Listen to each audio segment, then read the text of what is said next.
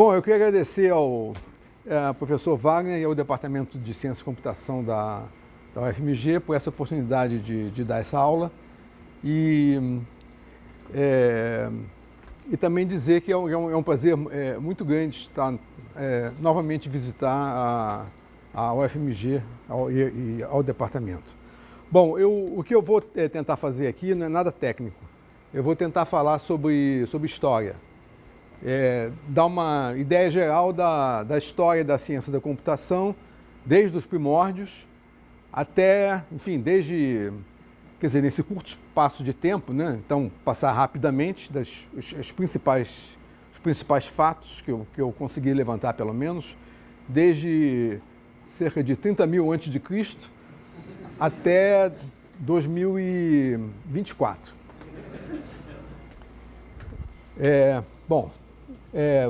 Então, o que eu vou tentar fazer é uma visão geral da história da ciência da computação, falar sobre a computação atual e perspectivas. E o conteúdo vai ser dados cronológicos da história da computação, de modo geral, tentar no final me ater, digamos, à história sucinta da computação brasileira e falar sobre as áreas principais da computação na atualidade. Quando eu falei de 35 mil a.C., é isso aí. É uma transparência só. Parece que, digamos, a história da computação significa história de calcular. É isso. Máquina, a computação veio... A computação é o computador, e o computador veio como consequência de uma calculadora. Então, começou pelo desenvolvimento de calculadoras. Então, digamos, o instrumento que foi conhecido, digamos, mais antigo sobre cálculo, digamos, é o osso de Lebombo. O osso de Lebombo simplesmente um osso que foi encontrado nas montanhas lá entre a África do Sul e Suazilândia, que contém umas marcas aqui correspondentes a números, que eram possivelmente utilizados para fazer multiplicação. O problema inicial era como multiplicar, né? Somar, enfim, você usa os dedos, tal. Multiplicar, você não tem número suficiente de dedos, né, juntando mão e pé para fazer a multiplicação razoável. Então, de início, o esforço era, até bastante tarde, o esforço era como multiplicar coisas. Bem, e isso daqui era o osso. Era um osso, que era, digamos, um material disponível na época. Depois, em cerca de 20 mil anos de Cristo, foi descoberto o osso de Ixango, que é um artefato para montagem, isso no Congo, onde foram, digamos, identificados marcações de números pares e números primos. Isso também é uma outra, digamos, uma outra evidência de que, digamos, a África talvez tenha sido o berço da nossa humanidade. E no ano 9000 apareceram moedas de barro de tamanhos diferentes, 9000 a.C. ainda, que foram utilizadas para a contagem. Bem, depois disso aparece o ábaco. O ábaco começou, digamos, no ano 300 a.C., ou antes disso até, e todo mundo, pelo menos eu também, antes de dar essa palestra, eu me associava a ábaco à China. Mas o ábaco, ele foi desenvolvido ainda na Babilônia. Começou na Babilônia e depois os chineses que incorporaram isso à civilização chinesa, até hoje, né? Você entra em alguns lugares do interior da China, você entra lá para comprar alguma coisa, o cara vai fazer a continha com ábaco. Os ábacos iniciais eram feitos eles levavam umas bolinhas e faziam em areia de praia ou areia de deserto, né? E aí desenhava essas coisas todas em areia e botava as bolinhas em cima. Só que, naturalmente, né, com uma chuva ou vento, acabou o ábaco dele e assim por diante. Então, com o tempo, desenvolveram, digamos, esse é o ábaco conhecido. Existem milhares de modelos diferentes de ábacos. Bom, depois apareceu, ainda antes de Cristo, o crivo de Eratóstenes, que era usado para determinar números primos, desenvolvido na Grécia, que foi o, digamos, o que é até hoje é usado a ideia, né, para fazer algoritmos de MDC, algoritmo básico é baseado no crivo de Eratosthenes. Esse Antikythera, que foi um mecanismo. Isso aqui é o seguinte, tem uma ilha perto da Grécia chamada Antikythera e foi descoberto lá um navio afundado, antigo, mais ou menos dessa época, navio, não, um barco, né? E dentro desse barco encontraram algo totalmente enferrujado lá, todo quebrado, que depois eles reproduziram e dava mais ou menos essa figura, a reprodução, e aí se supõe que isso aqui é utilizado para calcular posições de planetas e estrelas, cheio de marcações lá numéricas. Bom, já na era, digamos, a era atual, depois de Cristo, Leonardo da Vinci, que fez milhares de coisas diferentes, entre elas uma engrenagem para efetuar cálculos numéricos. Nunca foi construída, mas fizeram um modelo. Teve uma exposição, acho que uns 10 anos atrás, talvez, de Leonardo da Vinci aqui no Brasil, pelo menos no Rio de Janeiro. Não sei se foi para outros lugares, enfim, das invenções diferentes de Leonardo da Vinci. Lá estava lá um modelo dessas engrenagens aqui. Isso foi tudo calculado assim, então tem restos, digamos, tem evidências de cálculos deles, mas nunca foi construído. Isso aqui é um protótipo que fizeram a partir das indicações de Leonardo da Vinci. Depois aparecem os logaritmos. O logaritmo foi, enfim, inicialmente descoberto ou apresentado por John Napier, um escocês, em 1615. E por que o logaritmo aparece nessa história? Porque todo mundo sabe que o log de um produto, não é? Você quer fazer... se você tem um produto, você soma os logaritmos dele.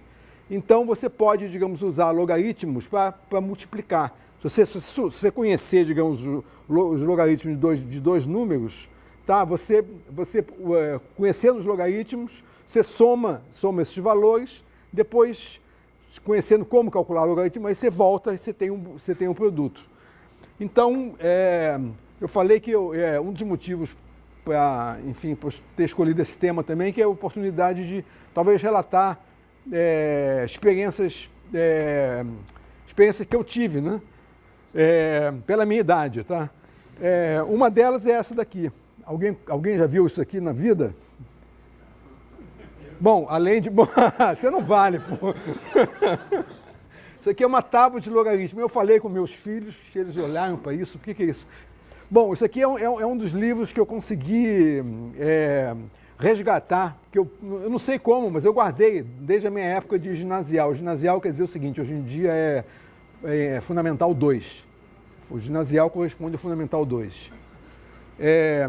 Então, vocês olharem isso daqui, ó, eu amava isso porque eu falava, como é que o cara pode calcular isso daqui, ó?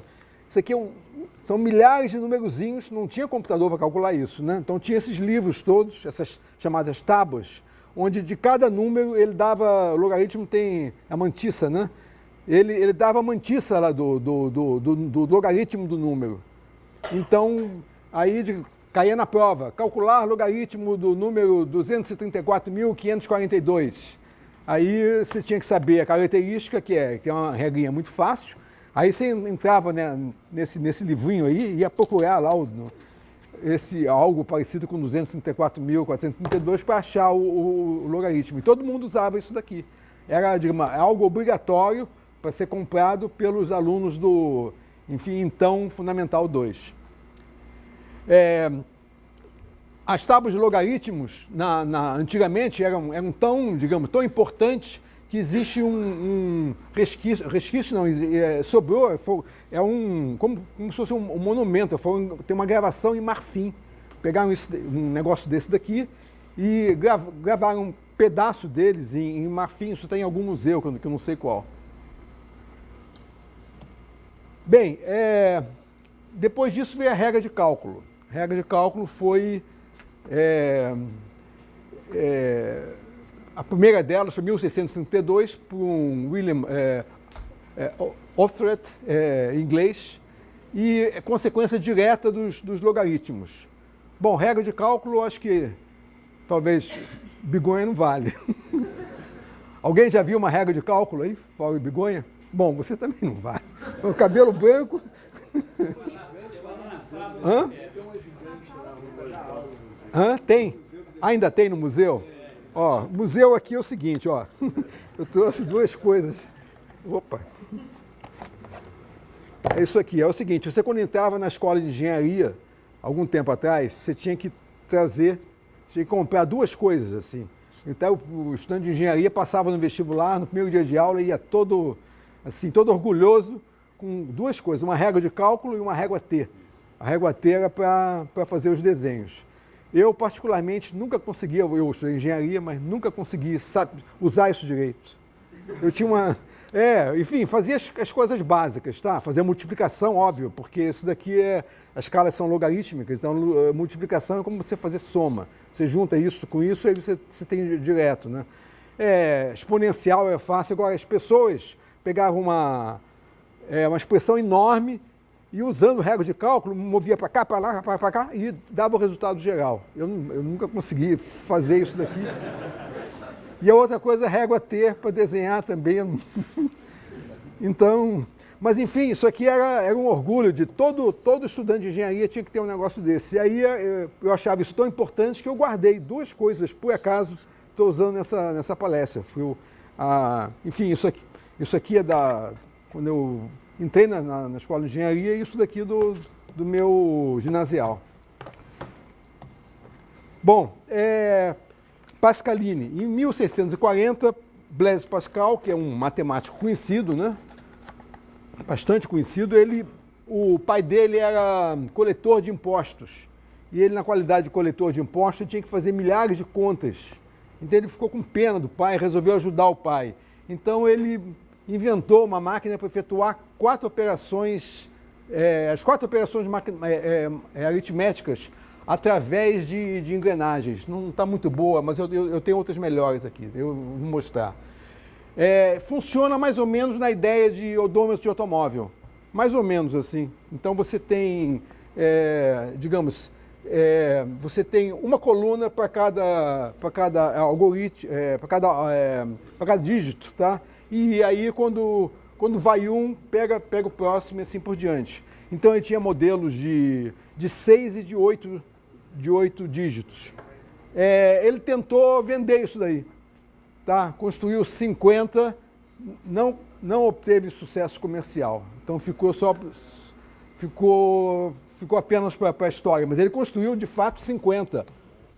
Olha um 2 aqui, tá? Esse daqui de cima é 6 dígitos e é o mais baratinho. Então ele tinha um modelo, se você 8 dígitos era mais caro, mas eu tenho a impressão que nem o mais barato ele conseguiu vender.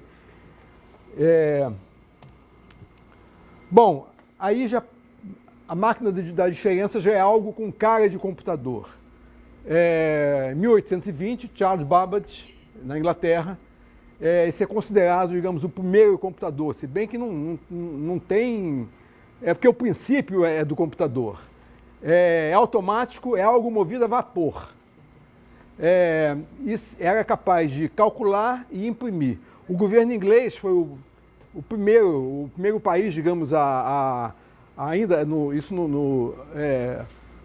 naquela época, né, no século XIX, a prever a importância do computador, da computação e do computador, a investir dinheiro nesse tipo de coisa, numa época em que não existia ainda agências enfim, tipo CNPq, assim por diante.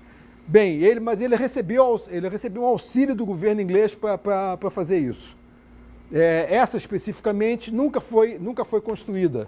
Então o que existe mais ou menos um protótipo a partir a partir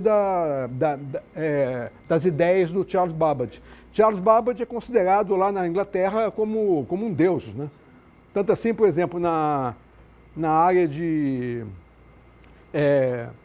combinatória tem um Charles Babbage Research Center, acho que é a Universidade de Manitoba, que leva o nome dele, que é um centro de pesquisas onde que publica, que faz, publica periódicos, eles têm, enfim, eles têm várias atividades lá. Bom, mas aí ele parou com isso porque ele teve uma outra ideia.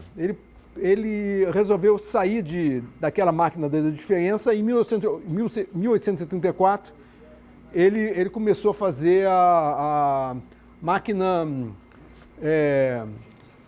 aritmética, máquina analítica, desculpe.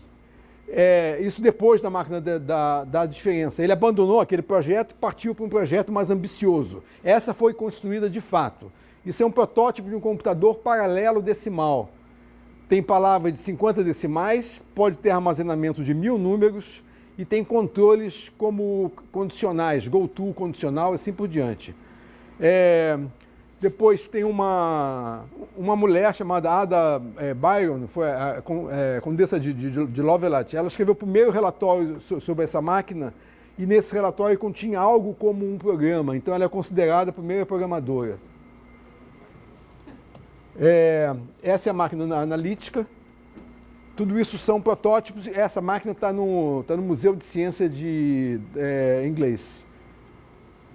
Eu não sei se é no British Museum ou no Museu de Ciência, mas em Londres. Bom, até então nada utilizava a representação binária. A representação binária começou a ser pensada depois de George Boole, em 1850, em inglês também, que desenvolveu a chamada álgebra booleana num trabalho muito importante chamado uma investigação sobre as leis do pensamento. A partir disso, enfim, estava pelo menos fundamentadas as bases teóricas para a introdução do sistema binário. Bom, cronologicamente, depois disso aparece o cartão perfurado.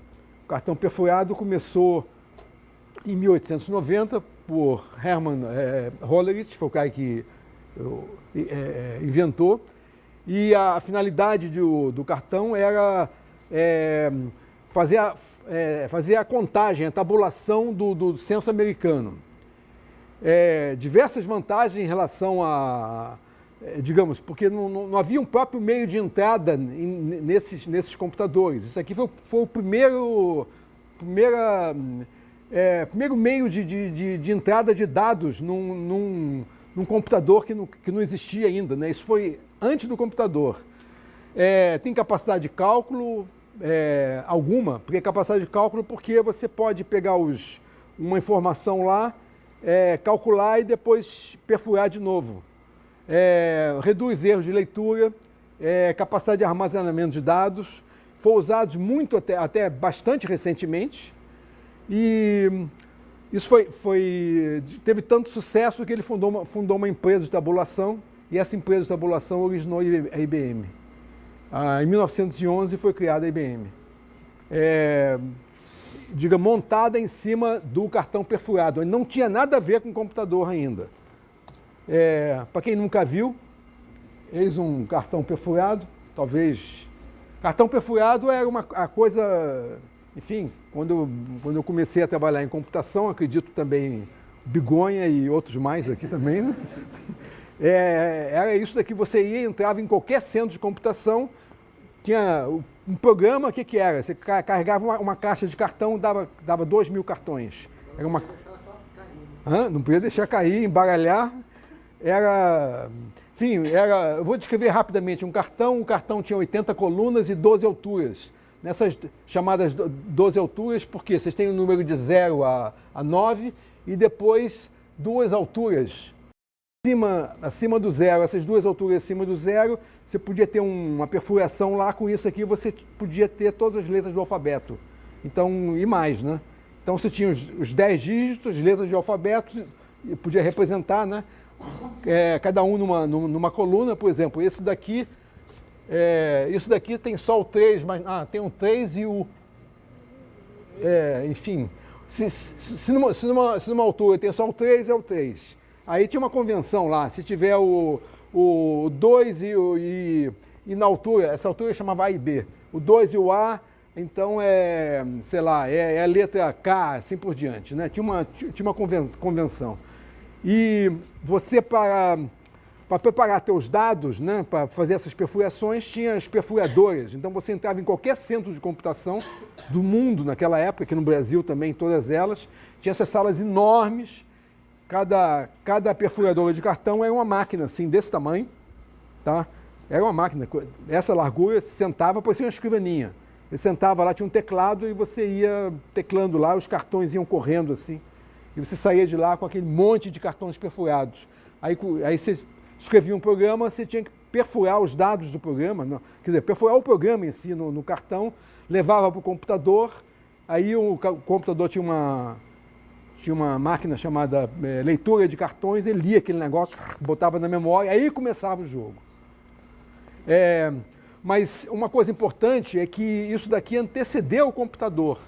Então, digamos, a IBM se tornou uma empresa muito poderosa antes de comercializar o computador, através de o que se chamava na ocasião de equipamento de processamento de dados.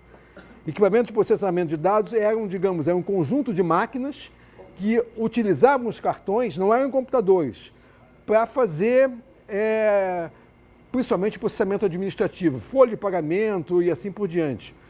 Por exemplo, na UFRJ existia lá a divisão de processamento de dados, que não tinha nada a ver com o NCE, antes do NCE. Eles faziam já a folha de pagamento da universidade. Como é que era?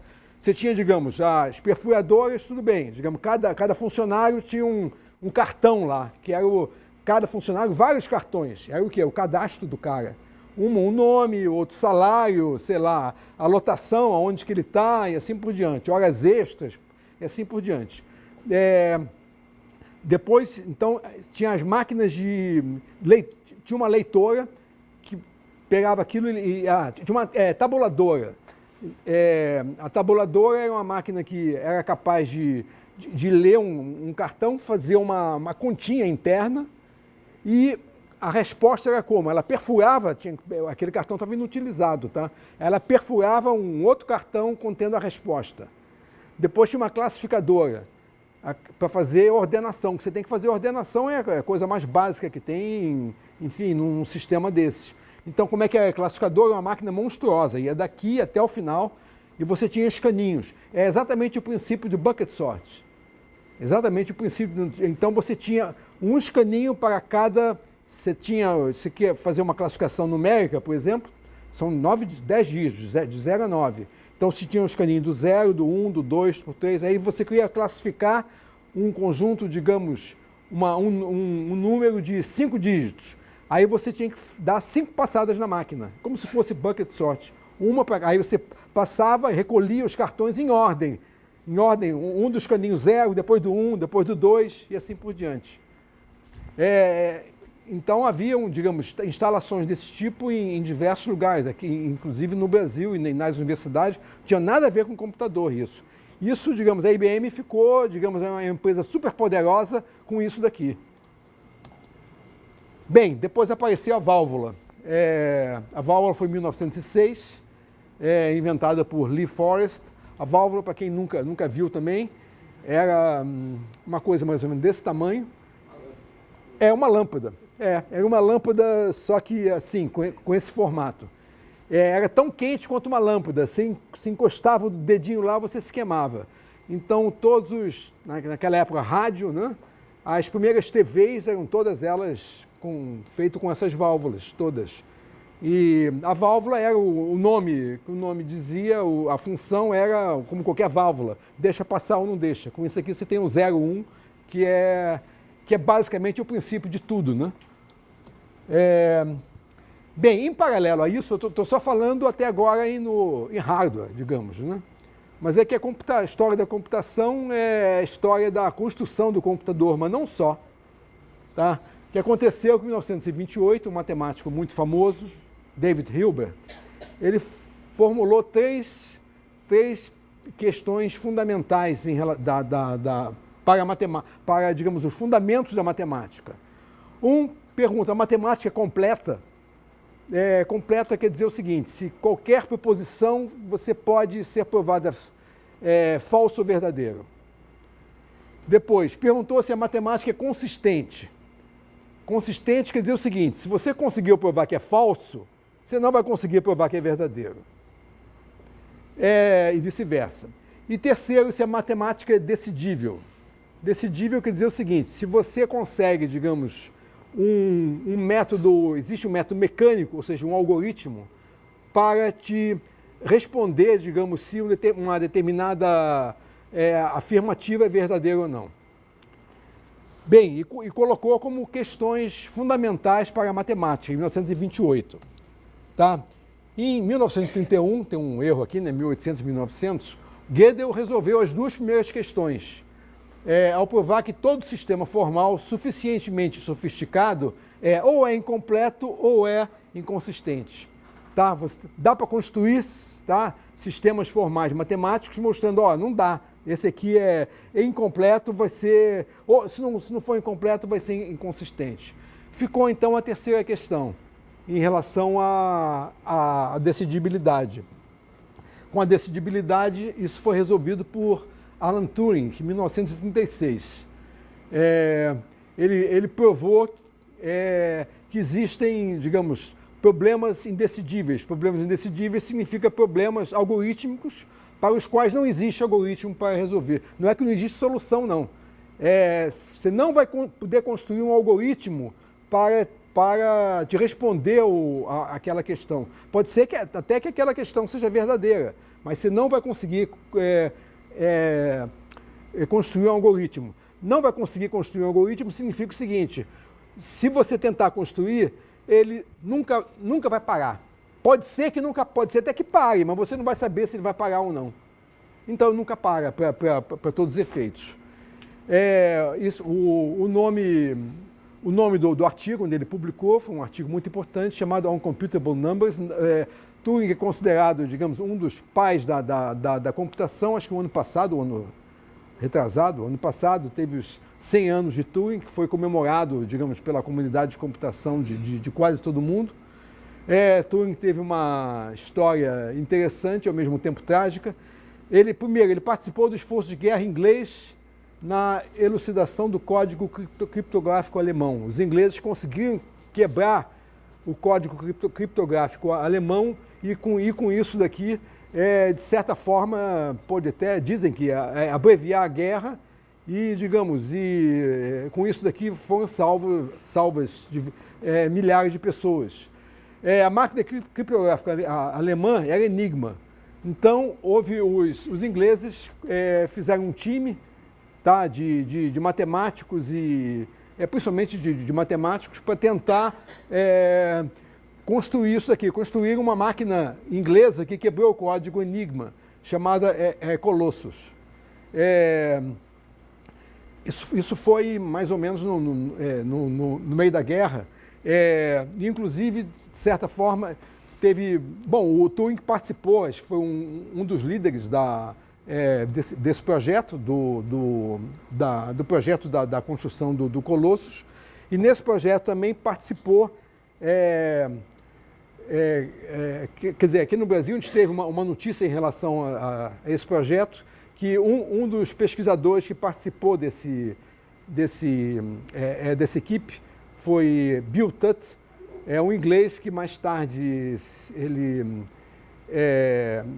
foi trabalhar no Canadá e era professor da Universidade de Waterloo, deve ter sido contemporâneo do professor Nívio.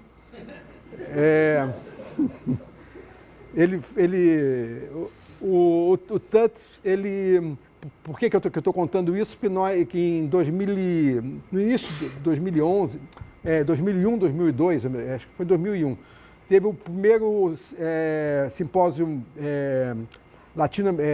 brasileiro, no caso, de algoritmos e combinatória, que foi lá no Ceará, e ele foi convidado para falar. Foi a primeira vez que ele pôde falar, que ele revelou, digamos, ao mundo os princípios que eles utilizaram para fazer essa quebra.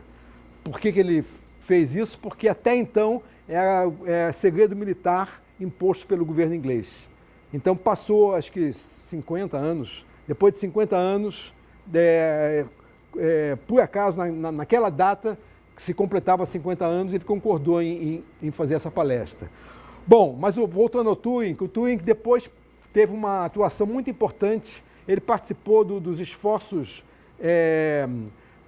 ingleses de construção de equipamentos, inventou o chamado teste de Turing, que é um teste utilizado em inteligência artificial, é contestado ainda, mas é utilizado em inteligência artificial.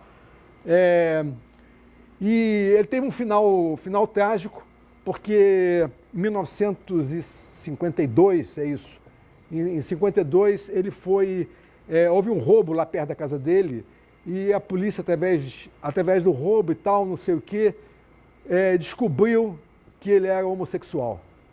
E acontece naquela época, o homossexualismo era um crime na Inglaterra. E ele foi preso, né? E como ele era, enfim, um herói inglês, ele foi, digamos, liberado, mas com um castigo. Tá, o castigo foi tomar estrogênio.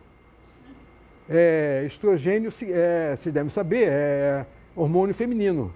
Então, com isso aqui, cresceram seios. É um castigo, porque como é que o homossexual, o cara, se não desse hormônio masculino, pô, deu hormônio feminino, pô. Aí nasceu seios nele, ele, 2 anos depois, se suicidou. Em 54 ele se suicidou. Agora, o detalhe, eu acho que mais trágico do que isso é o seguinte: depois disso, não sei se é mais trágico, mas é triste, depois disso foram feitas diversas petições ao governo inglês, inclusive por parte de organizações inglesas, ao governo inglês, solicitando perdão ao Turing. E até 2 anos atrás era sistematicamente negado. Eles simplesmente diziam o seguinte: como é que a gente vai negar algo que naquela ocasião, dar um perdão a algo que na ocasião era crime? Mas se for assim, pô, não é? Eles foram, agora, finalmente, acho que 2 anos atrás, foi concedido, o ano passado só, né? Foi dado um perdão formal ao...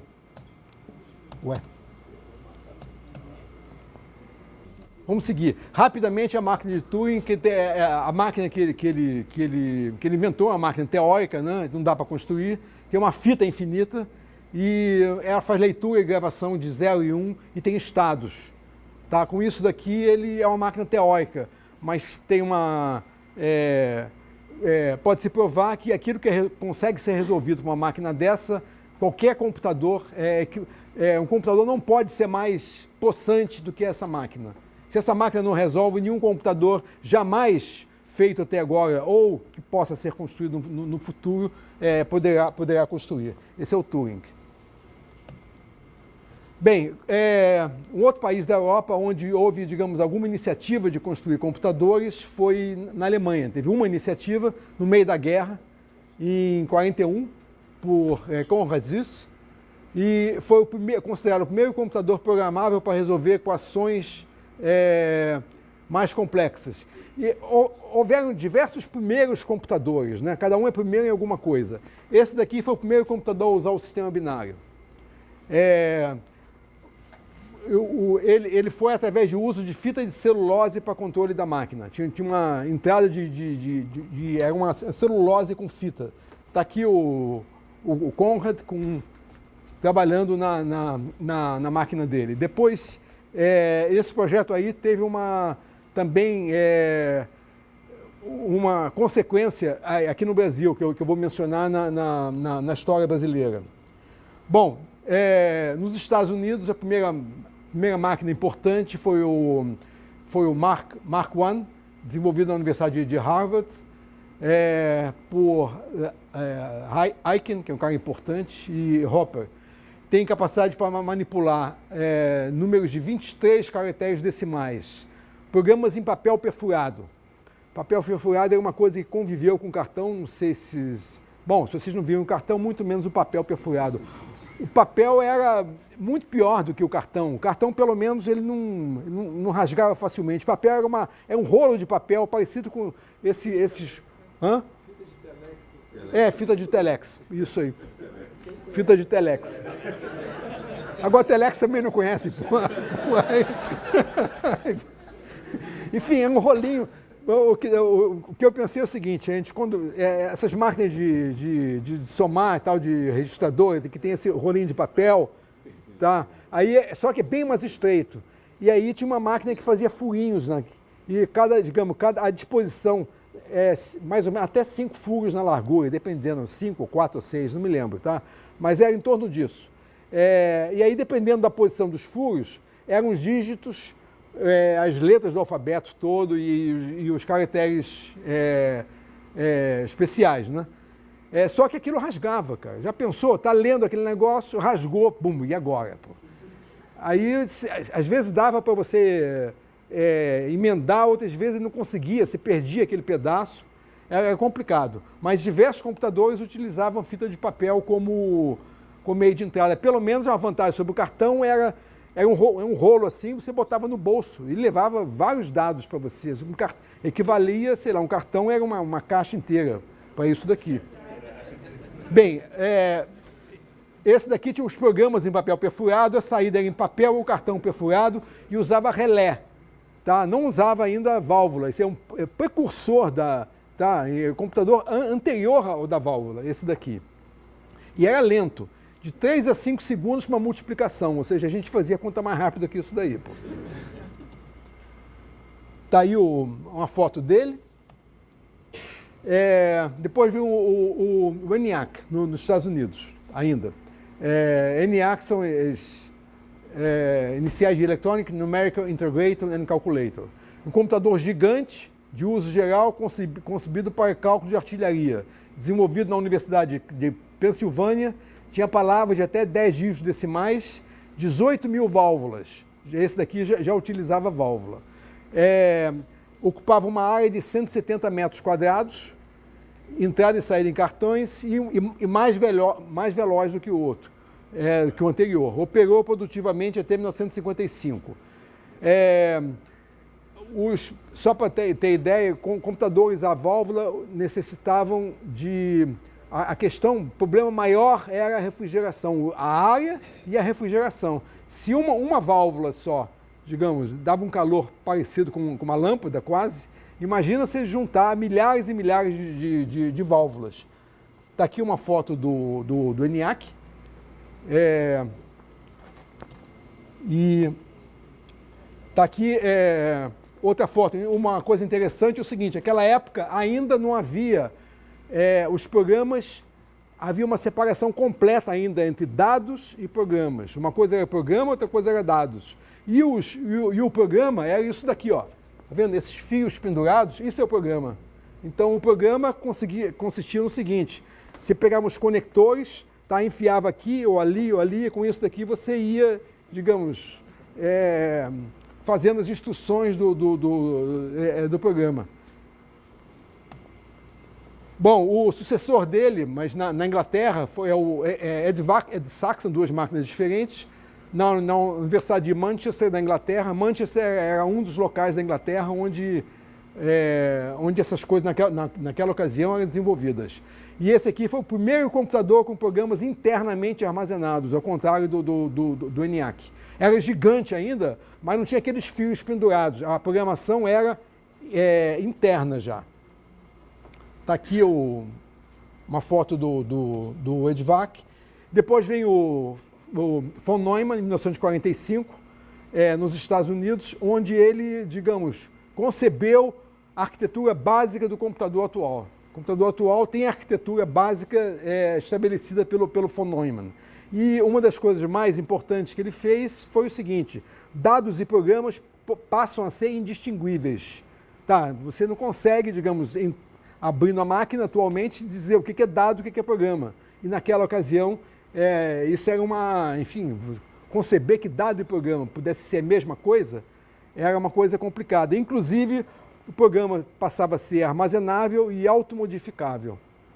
automodificável, porque é o seguinte, para quem trabalhou nos primórdios da computação, deve estar lembrado que um dos problemas principais que todo mundo tinha era o que? Memória era uma coisa caríssima. Então, os computadores que a gente trabalhava tinham memória assim muito, muito pequena. E aí o seguinte, aí o programa não cabia na memória, a gente tinha que fazer, eu chamava overlay, um pedaço em cima do outro, e às vezes você então fazer com que o próprio programa se modificasse para você poder pegar uma instrução lá, para você poder, digamos, utilizar aquela área de memória, você, digamos, a área de memória ocupada por aquele trecho do programa, você, digamos, tinha macete de pegar aquela parte lá, jogar dados em cima dele para virar outras instruções. Uma coisa que nem dá para imaginar hoje em dia, que você não tem como fazer isso, claro, né? Você não tem acesso a esse tipo de coisa. Está aqui a foto do von Neumann. E ele é muito importante também pelas contribuições que ele fez em teoria dos jogos e autômata celular. Bem, agora começa, depois de 47, aí começa, bem, em 47, depois de 45, foi inventado o transistor, por um inglês que depois recebeu o Prêmio Nobel de Física por essa invenção. Em 47, o tambor magnético foi o precursor do disco, né, que o hard disk, né, HD. Em 48, aqui são fatos, digamos, acho que básicos, importantes para a história da computação. Em 48, Shannon publica Mathematical Theory of Communication, tá, com a teoria de Shannon, que é importante. Hamming publicou em 48 também, concebeu os códigos de correção de erros, coisa também inimaginável, alguém imaginar que um código, uma coisa errada, pode se autocorrigir. A memória de núcleo magnético, que foi utilizado como memória dos computadores iniciais, foi inventado em 1949, nos Estados Unidos, por Forrester. Década de 50, em 51 apareceu a noção do compilador. Até então não existia isso, existia somente linguagem de máquina, tá? Era tudo, nem assembler, claro, né? Assembler já é um compilador, era linguagem de máquina. Em 51, a Univac, que é uma empresa, nem sei se existe hoje, acho que não, lançou o primeiro computador comercial, porque a IBM já existia, mas como eu falei, o nicho grande da IBM era aquele processamento de dados, tá? E eles estavam começando a fazer computadores, mas ainda não. Depois vocês vão ver uma frase aí do presidente da IBM que mais ou menos ilustra a ideia dele em relação a isso. Em 54 foi inventado o Fortran, que se tornou, enfim, uma linguagem universal científica, por John Backus. Em 56, Dijkstra inventa o algoritmo de caminho mínimo e a árvore geradora mínima. Fibras ópticas, naquela mesma ocasião, por Curtis. E pelo seguinte também, que eu pulei, tá? Inteligência artificial começou em 56, por McCarthy e Minsky. Em 57, a União Soviética lança o primeiro satélite artificial, que tem a ver com computação também. Em 58 é inventado o Lisp, por McCarthy. Em 59, o circuito integrado, tá? Que já foi a consequência, né? Válvula, depois transistor, circuito integrado. Se não fosse ele, não existiria MINI nem isso daqui, né? Em 59, houve a primeira Conferência Internacional de Computação. Então, nossa história, então, digamos, se começa aí, é muito recente. No ano 60, ALGOL, inventado em 1960, que foi a primeira linguagem estruturada, com begin, end, assim por diante, foi o ALGOL. Em 1960, que foi o COBOL. COBOL não tem nada de estruturação, mas é importante porque era a linguagem mais utilizada no mundo, porque a aplicação de computação, o que era? Principalmente, era computação comercial. E computação comercial era COBOL. Eu comecei como programador COBOL, me lembro. Tinha que escrever assim, foi um programa COBOL, você tinha que, como uma redação, tá? Escreve, Identification Division, Data Division, Environment Division, e aí começa aqueles negócios enormes. Como linguagem era horrível, mas era importante, tá? Tinha que saber aquilo, senão você não conseguia emprego. Pô. Basic em 64, o mouse foi inventado em 63, bem antigo, né? A IBM, na década de 60, lança a série 360 de computadores. Com isso daqui, a IBM disparou como a grande empresa mundial construtora de computadores. Em ROS desenvolve o Quicksort, na década de 60 ainda. Em 68, o Knut publica o primeiro livro de sua série. Em 69 foi o lançamento da ARPANET, que foi dado a precursora da internet. Ainda em 60 foi criado o primeiro departamento de ciência da computação no mundo, na Universidade de Purdue.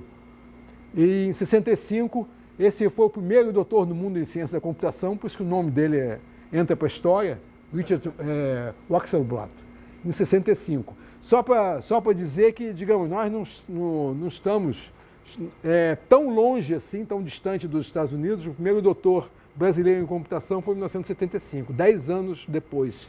10 anos nessa época, assim, não é uma diferença muito grande. Em 69 aconteceu o primeiro supercomputador. Deixa eu ver como é que eu estou em tempo aí. Tá, tem quanto tempo? Porque não falta falar do Brasil, mas eu vou falar rapidinho. Em 71, Cook lança a teoria do NP completo, que veio ultrapassar a área de teoria, ultrapassar a área de computação também. É o primeiro problema mais importante em aberto considerado na matemática. O Unix foi desenvolvido na década de 70 também, a linguagem C também, linguagem Pascal. Aparece por Rivers, Shamir e Adleman o sistema RSA, Sistema Criptográfico de Chave Pública, que é a base da criptografia moderna, continua sendo. Em 75 vão os primeiros notebooks, apareceram em 75. E em 75 foi criada a Microsoft também, em 76 a Apple. Em 78 a fita magnética. A fita magnética que possibilitou foi a sucessora dos cartões. Agora, não sei se... Bom, não vale. Alguém viu aí um equipamento de fita magnética? Já tem um pouco mais, né? Já tem aí os mesclados assim, né? Preto e branco. Que até agora era só branco. Bom, uma fita magnética era o seguinte, era uma coisa assim, dessa altura, assim, e era um móvel enorme, e tinha um rolo de fita que parece filme. Tá? Parece e aí o seguinte, aí você tinha, como é que era usado? Aquilo era um arquivo, por exemplo. Eu trabalhei em banco, fazendo computação em banco. Oi? Igual fita cassete, é parecido com fita cassete, é isso aí.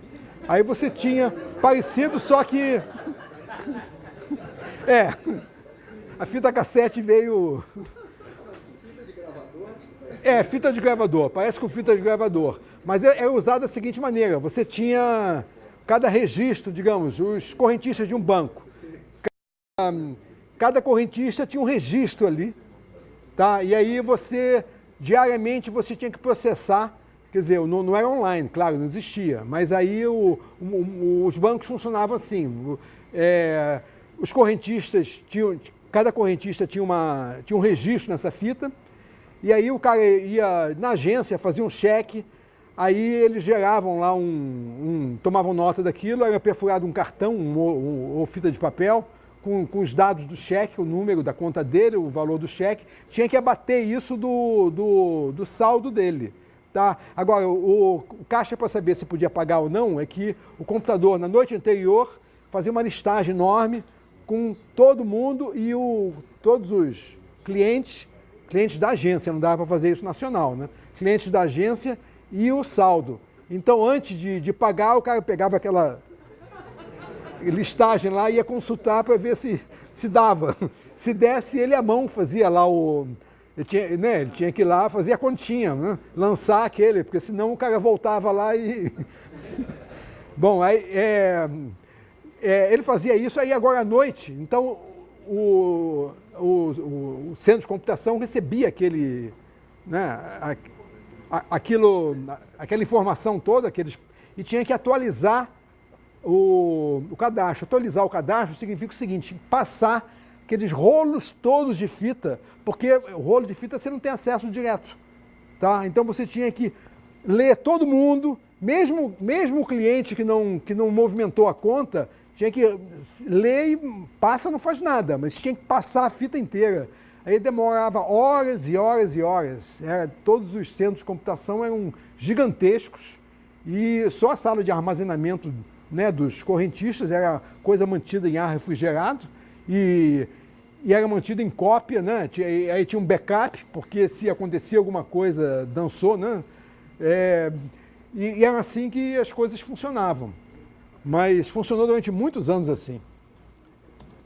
Bom, década de 80, em 81 apareceram os PCs, vírus em 81 também. Eu quando ouvi falar pela primeira vez, não imaginei que é um vírus, pô? Não é a mente humana. Bom, banco de dados relacionais, nessa época também, o sistema Windows em 83.